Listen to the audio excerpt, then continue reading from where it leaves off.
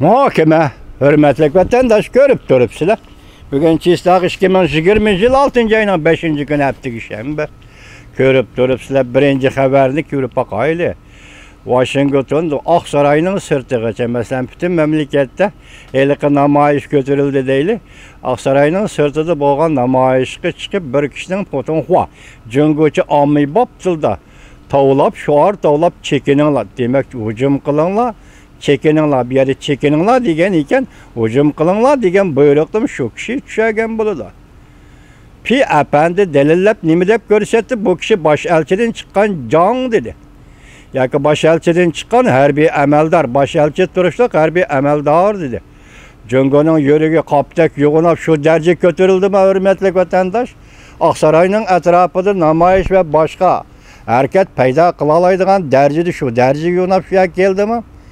Ening ustiga hozir o'zining jasuslari, ya'ni Amerikaga yo'shirilgan alohida harakat qismlarini chekindiradigan payt emishda yuqori dedik. Ular chekinishdan avval Amerikada bir ish taramoqchi bo'ldi. Demek müşterilik işlerinin hemmisi esebeke şundak sadır boğan bolsun mesela Ploy'nın ölümü bilen şundak başlangan bolsun mu ki onundan faydalanğanda yukarıda Marco Rubio senatör nim depti 3 devlet Amerika'ya rekabeti 3 devlet bu vakadın bu krizisten faydalandı değil. Hatta Aksaray'ın bir xatarlik meselesi Orbin efendi nimi deydi bu rekabetçi devletle. Bu kadar Amerika'da yüz bergen krizisten faydalandı deydi. Bir yerde inç taraf, bak inç taraf şu oldu ki vatandaş Amerika turistlik jungoning konsul xonasidan chiqib namoyishga qatnashdi. Yani rahbarlik qildi degan gap. Menimcha bu oddiy ish bo'lmay qoldi bu vatandash. Fakat adli iş bulmaya kaldığımızda bunun Amerika Qo'shma Shtatlari qanday inkas qaytirdi oldimizdagi ish. Onun sırtı yana yakında birmiş 3 gün içinde görüp yettiğinler vatandaşlar Amerika Qo'shma Shtatlari jungoning şirketleri Amerika'da bozorga chiqqan şirketleri chiqib ketish, ya'ni paychek bozordan chiqib ketishni majburladi.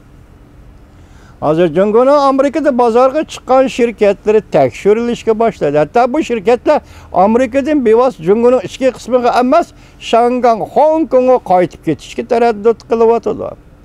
Hatta bütün dunyoga shunday jakarildi bu şirketlarni dunyoning har qaysi joyida pul muomala bozorlari, pul muomala markazlari jungoning bu şirketini cheklash to'g'risida tungi qisqa xabarlar yetkazdik sizlarga vatandoshlar.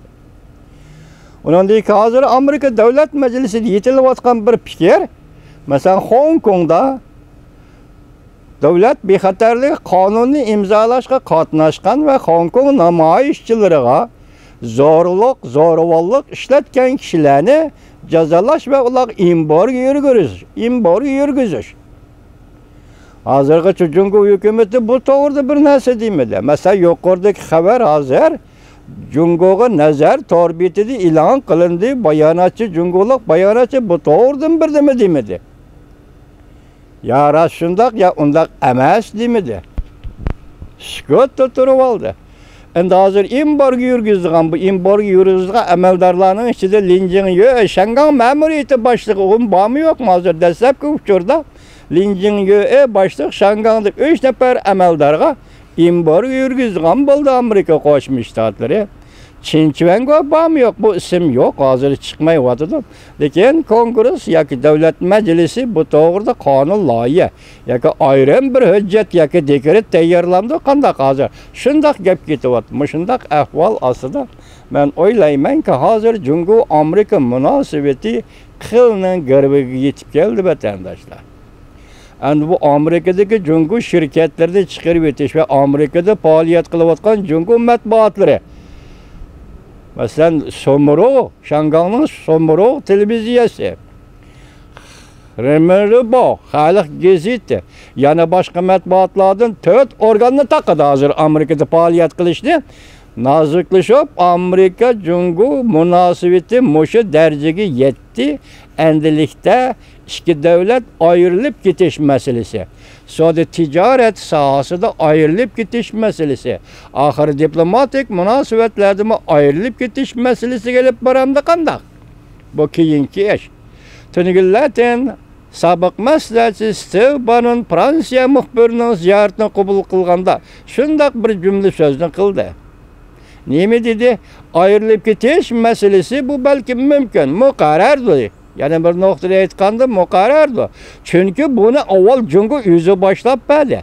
Cungu'nun bir yol bir belbal siyaseti ayrılıp ketişten kademiydi. O bir yol bir belbal siyaseti oturgu çıkardı demek Amerika men sende ayrılman dedi. Bir yerde hazır birinci olup bu ayrılıp ketiş işini Amerika ciddileştirip atkanı yok. Ahirki hesapta Amerika Cungu münasebeti moşu yere gelse, endi siz biz dikkat kıladigan nokta, növbetdeki mühim nokta Amerika Qo'shma Shtatlarının Hong Kong'a qanday muomala qilishi tugadi. Hong Kong to'g'risidagi alohida imtiyoz Hong Kong'a e'tibor berish, imtiyoz berish degan narsa tugadi. Uni 29-kuni Prezident Trump o'zi jakal e'lon qildi tugadi. Şangan Amerika münasebeti şu yerge düştü degan gap. Hazır Hong Kong'daki Amerika şirketleri mi çekinişke başladı? 300'den artık şirket var ki o mu çekinişke başladı? Maşında ahvalda Amerika Cungu münasebeti hazır kıl üstüge kelip to'xtadi vatandaşlar. 6. ayının 4. günü Cungu Tianme vakasının 31 yıllık hatır günüde Amerika Qo'shma Shtatlarının harbiy parxodlari Tayvan bo'g'ozini. Bularning hammasi signal. Cungu hukumatiga yetkazayotgan bir uch var, bir signal. Biz tunigan sizlarga leksiya muhokamada oxirida Uyg'ur masalasi yoki Uyg'urning o'rnida Tibet masalasi yoki Tibetning o'rnida anaqamda Hong Kongni qo'shimiz birinchi bo'lib Hong Kongning o'rnida bu to'g'ridagi tahlilimiz kayniga qoldi vatandoshlar tunigan sözlegende bu leksiyani kameramni besib turib sözleme yenip ketmay chiqmay qapti. Yani keyin davomlashtiramiz. Demek hozir navbatdagi 3 masala shu. Yani bu masalaning ustida turayotgan masala Amerika Qo'shma Shtatlari Cungu o'tirisidagi munosabat. Bugun Cunguga nazar to'rbiti bu tayvanliklar ishlaydigan to'rbiti. Bunun hükümet tarafından kolu bağım yok mu bilgin olmaydı. Demek ben işeşlik tarafından aytgandaligi men başkurgan, o başkurgan, siz başkurgan degandek torbetleri emas. Bu Tayvan'ın torbeti. Şun oturgu çıktı demek hazır Washington sırtida 31. gün yüz bergen namoyishda bir Cungulaq potonxu amibop til bilan chekininglar deb to'ldi. Eg'ir esh vatandosh. Bu bek eg'ir esh.